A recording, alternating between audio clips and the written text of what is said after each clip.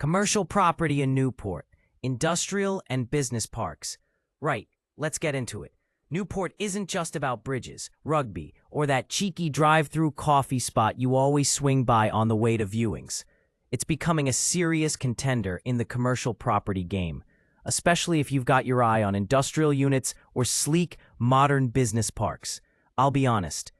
10 years ago, Newport might not have topped anyone's list for industrial expansion, but now it's buzzing. I recently had a client who was dead set on setting up in Bristol. Lovely city, can't fault it, but the prices, wild. I gently nudged them toward Newport, showed them a site on the outskirts near Celtic Business Park, and boom, deal done within a week. The kicker? They saved nearly 30% compared to similar stock across the Severn. So, what's driving the interest? First off, transport links. You're close to the M4 corridor, direct rail to Cardiff and London, and only a short freight trip from the port of Newport. For logistics companies, this is gold dust. If you're distributing across Wales and the southwest, few places make more sense geographically. And yes, I know what you're thinking, but is there really enough demand?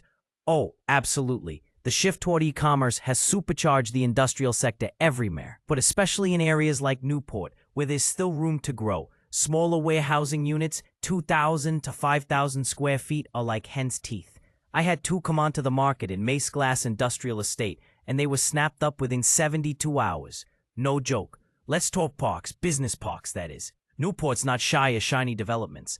Look at Langstone Business Park, modern offices, well-kept grounds, just off Junction 24. I've walked clients through those buildings who were previously based in Birmingham, and they were blown away by what you get for your money.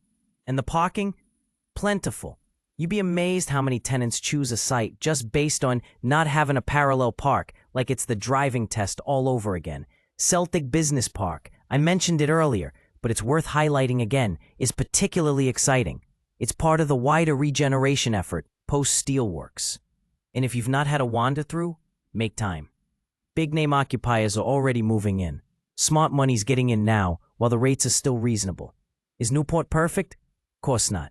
I mean, parts of the city center are still a bit scruffy, and some clients get twitchy when they hear post-industrial regeneration. Yeah, it's a mouthful, and sounds a bit risky. But here's the truth. Every area that's boomed in the last decade started where Newport is now. A little rough around the edges, sure, but with major upside. Just ask anyone who bought in Shoreditch pre-2005. Trends to watch, quick fire. Flexibility is king. Tenants want short-term, adaptable leases. If your units are ready to pivot, you're losing out. ESG is creeping in. Even industrial tenants are asking about EPC ratings and solar panels. Not kidding. Tech tenants are testing the waters. Not everyone needs to be in Cardiff.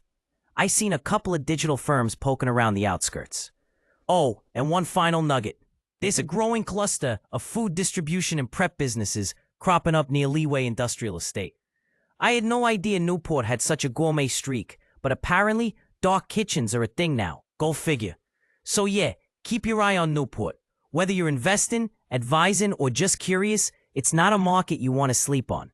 Especially if your clients are looking for value, potential, and a bit of breathing room without completely disappearing off the map.